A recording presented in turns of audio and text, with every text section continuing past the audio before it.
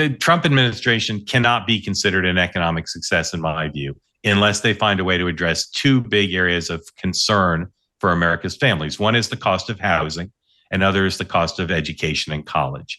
What is the administration doing that you see that at least potentially could address those things by the end of this term?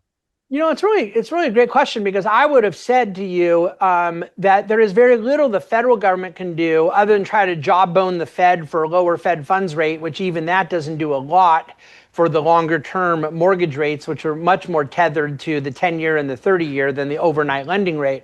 But, when President Trump starts talking about getting rid of capital gain on primary residence, or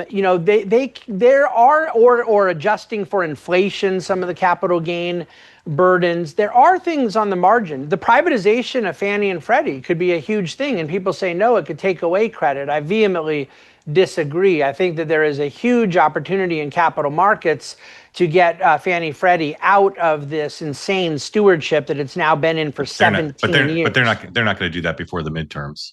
Not the midterms. It would be second half of this term, right? Yeah. But I think that most of what you bring up on housing is really a state and local issue, and that's probably the best that the federal government, the Trump administration, can hope for, is to be lucky with the timing of some of these things improving. But they can try to use bully pulpit to demand more zoning relief and more deregulation that will promote the supply of new housing stock.